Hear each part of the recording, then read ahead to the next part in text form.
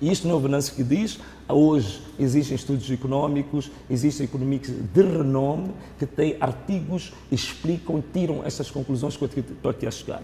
Então, a grande questão, o que é que nós temos de fazer? Pura e simplesmente sentar com estas multinacionais e dizer, olha, vocês já têm aqui 10 anos, 20 anos, 30 anos e muitas delas já passaram para aquilo que a economia chama de break-even point. O break-even point é um conceito econômico que diz em que a empresa faz um investimento e os lucros que a empresa ganha acabam superando os custos.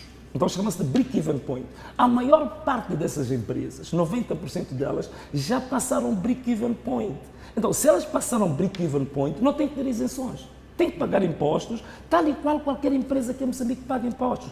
Tal e qual a Danissa paga como ele paga. Então, nós temos que renegociar que eles, no mínimo, paguem os impostos que devem pagar qualquer empresa. Isto, penso que não é exigir demais. Se existe uma empresa que diz que não, nós não queremos pagar impostos, significa que é uma ousadia, é um desrespeito total pela nossa soberania. Mas caso não aceitem, é só uma questão mesmo de insistência, sim. Caso não aceitem, como é que pensam em fazer face às despesas públicas de Moçambique? Não, é que as despesas públicas de Moçambique agora não são feitas com base nos rendimentos, nos dividendos das multinacionais. Se a despesa pública tivesse uma relação, uma dependência direta com as grandes multinacionais ou com a indústria extrativa, eu acho que a tua pergunta faria todo sentido, mas não é o caso. Não é o caso, e por isso mesmo, vou dar aqui um exemplo para perceber exatamente o que é isto. Até hoje, olha, só nos últimos 2 anos, de 2022 até 2023, só do LNG, né, do gás natural liquefeito, Moçambique já fez 21 carregamentos de navios, 21 carregamentos. Isto é mais ou menos próximo de 5 bilhões de dólares.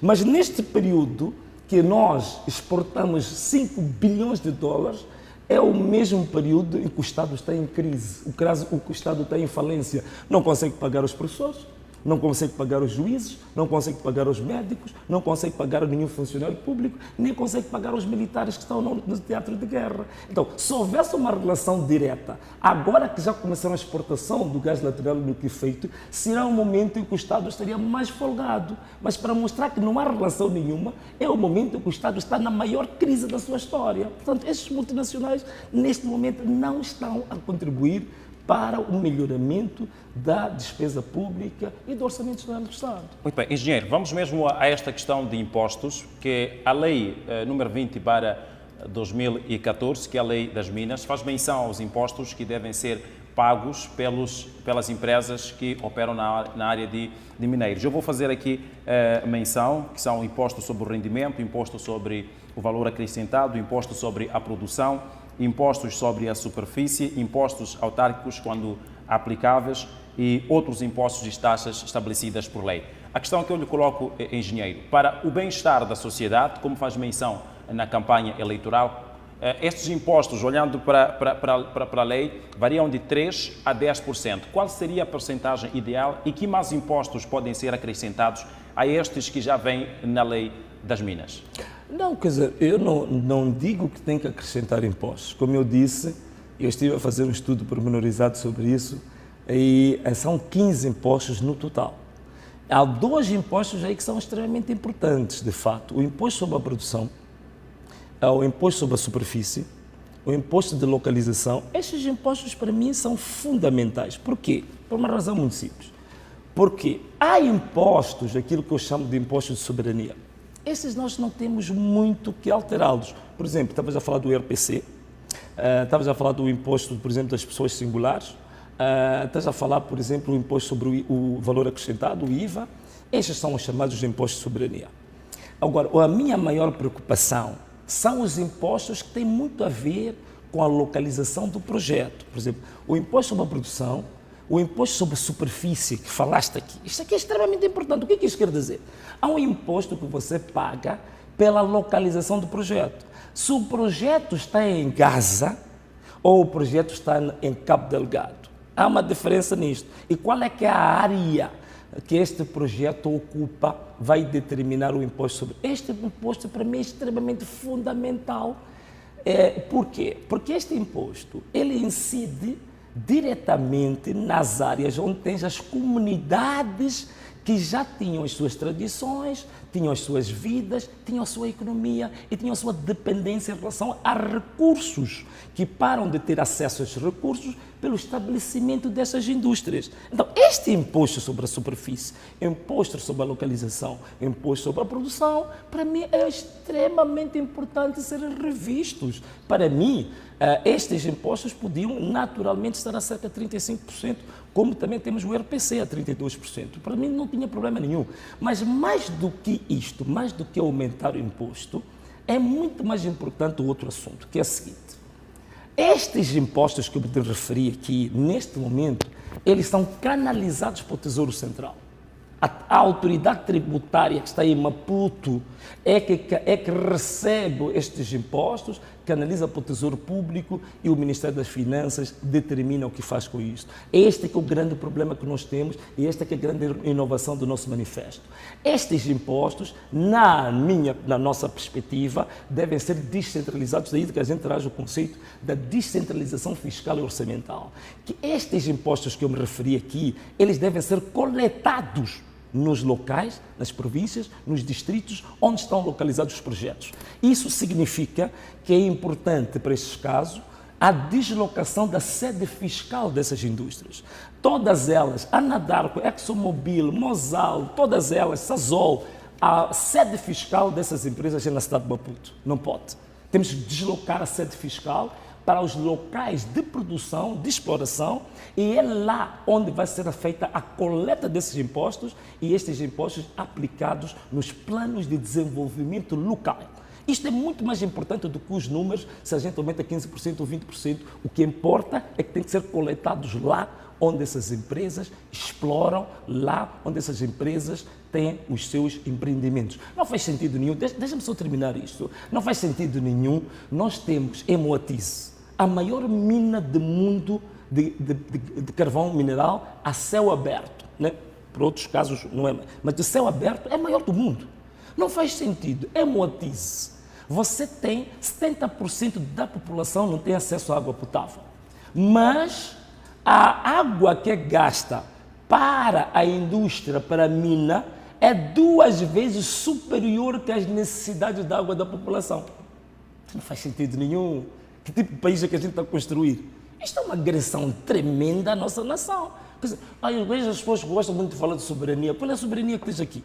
Tu tens água para regar carvão, porque o carvão mineral, quando é transportado, ele tem que ser umedecido, porque é base do mar, para não impoluir os mares. Você usa mais água para umedecer carvão mineral do que água para a população que vive à volta do empreendimento e que muitas delas perderam umas chambas, perderam, por exemplo, em Moatize tens os oleiros que perderam acesso à argila, perderam acesso às suas atividades artísticas e estes não têm água, mas a água é usada para regar carvão mineral. Isto tem que mudar. E se eles não quiserem mudar isto, eu acho que realmente abrimos a nossa porta e dizer que vão procurar outra freguesia. Portanto, isto não é soberania nenhuma. E este é o grande crime que este partido, este regime fez com o nosso país. Quer dizer, o privilégio que se dá é o privilégio do lucro, é o privilégio das boladas, é o privilégio de outra natureza, não a sua própria população.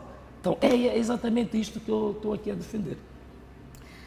Venâncio Mondlane, algumas promessas feitas por si implicam aqui a alteração de leis. Caso se torne chefe do Executivo, vai se submeter à Assembleia da República. Como é que pensa incluir aqui a execução do plano quinquenal do governo? Em caso da maioria absoluta prevalecer contra, como é que irá executar estes planos? Fala ainda da redução de poderes da parte do Presidente da República, assim bem como da redução, isto é, do regime de trabalho dos próprios deputados da Assembleia da República, que diz que são improdutivos. Sim, olha, Vanessa, é assim, muito simples. É preciso reduzir os poderes do Presidente, eu acho que toda a gente diz isso.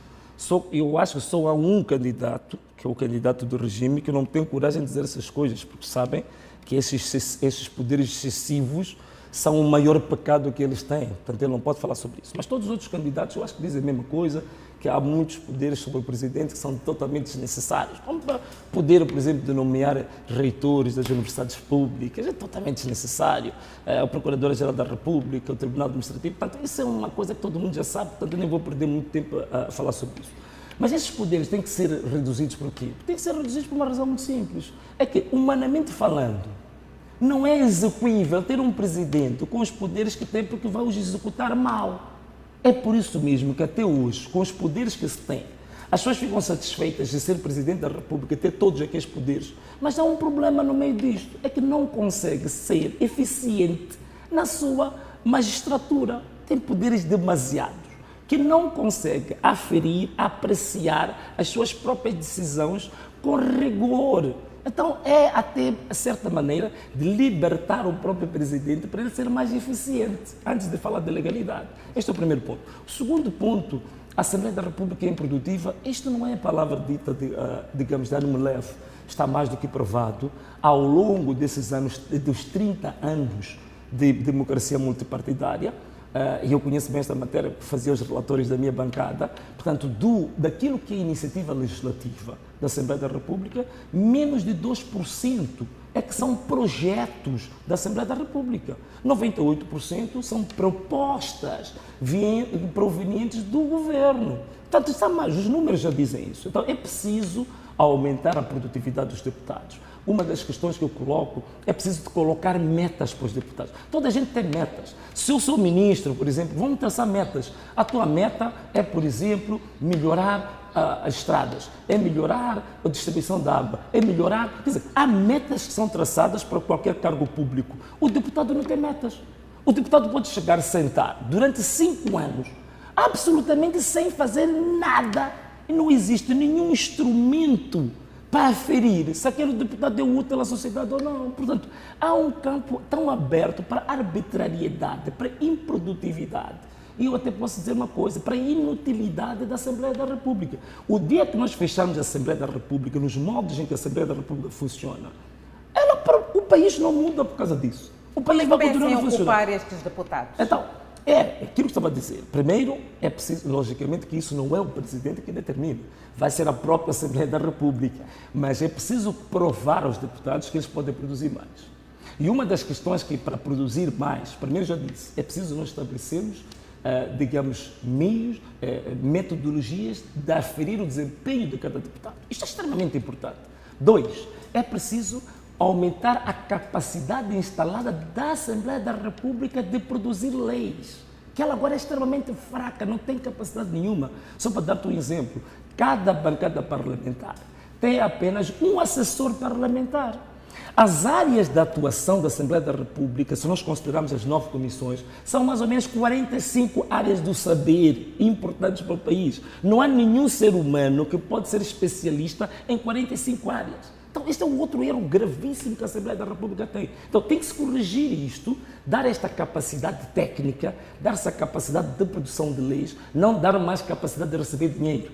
Portanto, aplica-se muito mais em dar regalias, aumentar salário, e não se aplica nada para aumentar a capacidade de produzir leis. Este é que é o grande problema. Então, esta é que é a grande questão que queremos fazer. Agora, só para ir à última questão que a Danícia colocou. Se tivermos um partido que seja, digamos, oponente ao Presidente da República, como é que tudo passa? Eu acho que é o que o país precisa. O país está a precisar de um Presidente e de uma Assembleia da República que ele não tem domínio sobre ela. Aí que vamos ter uma democracia plena, em que está a chamada complementariedade entre os órgãos de soberania. Há de haver aí, digamos assim, negociação, há de haver diálogo, há de haver democracia plena, como está a acontecer agora, graças a Deus, na África do Sul. A África do Sul tem a maior oportunidade da sua história de praticar a melhor democracia do mundo, porque o poder agora já não está concentrado no ANC. Então, é isto que nós queremos. Queremos isso para Moçambique no futuro. Portanto, se isso acontecer comigo, eu vou bater palmas e dizer graças a Deus. É isso que tem que ser. Muito bem. Vamos ainda associar esta questão, a questão dos poderes, da independência dos poderes, que é tanto requerida, e Venâncio Mondlane, no seu manifesto, nos seus comícios, tem tem feito referência que ainda não existe uma autonomia, uma dependência ou independência dos poderes. E a questão que eu lhe coloco é, Venâncio Mondlane, alguns aspectos que faz menção poderão significar alterar, inclusive, a Constituição da República, como o caso de alguns poderes conferidos ao chefe de Estado. E olhando para os 5 anos, que caso seja eleito presidente, eventualmente poderá ter aqui uma situação de só ter que alterar a Constituição, faltando 1 ou 2 anos para o fim do seu mandato, tendo em conta que a Constituição foi recentemente revista. A questão que eu lhe coloco é, tem outra alternativa, além desta, de alteração da Constituição, caso tenha que reduzir o poder do Presidente da República, para que haja esta questão da autonomia dos poderes, olhando para quem nomeia os líderes destes poderes que nós temos no nosso país? Se tem alternativa, qual seria, além da alteração da Constituição da República? Duas formas. Primeiro, uma questão técnica. Está estabelecido na Constituição o intervalo temporal permitido para a revisão da Constituição ou da alteração da Constituição. Mas, não se esqueça de uma coisa, que a Assembleia da República é um poder soberano. Se nós conseguirmos ter mais do que 2/3, eles próprios podem alterar essa regra. Então, antes dos 5 anos, fazer isso. Ponto número 1. Ponto número 2, a nossa proposta em concreto.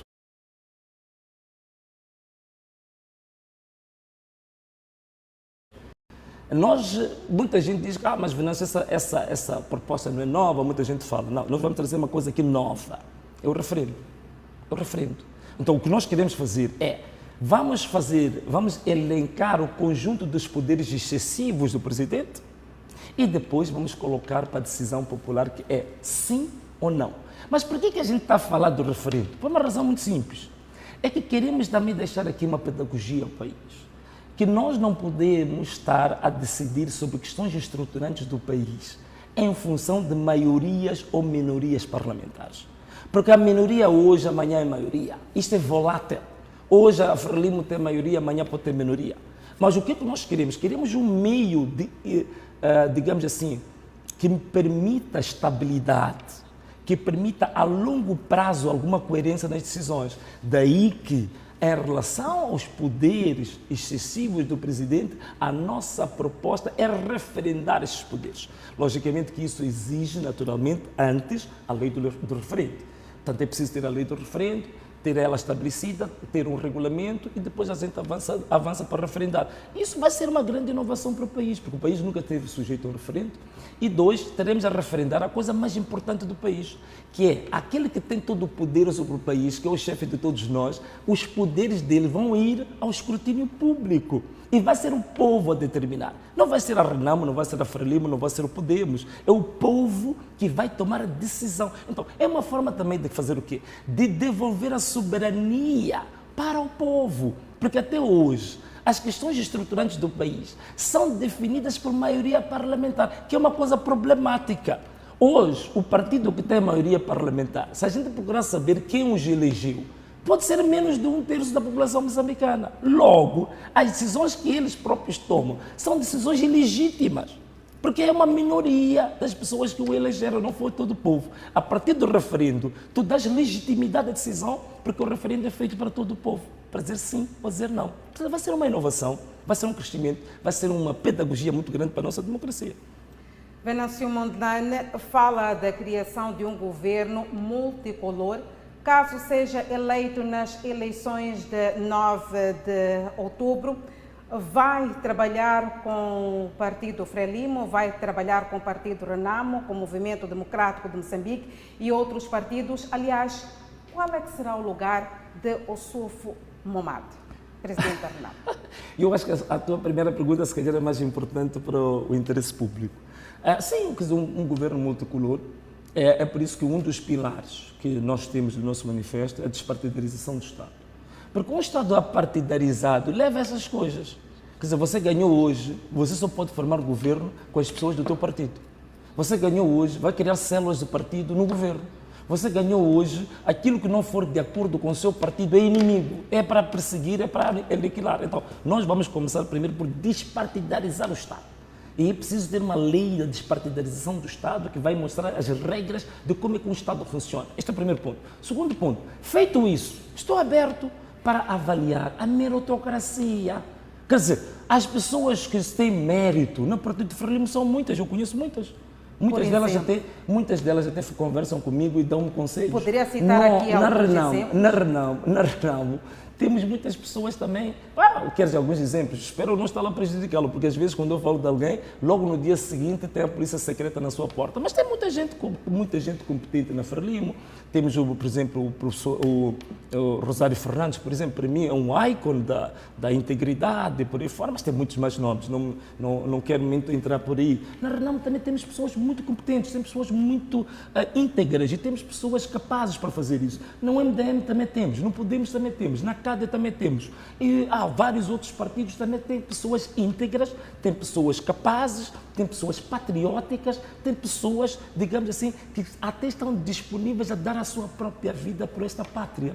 Isso vamos encontrar em todo lugar. Da mesma maneira que os malandros também estão em todo lugar, não estão só no Partido Frelimo.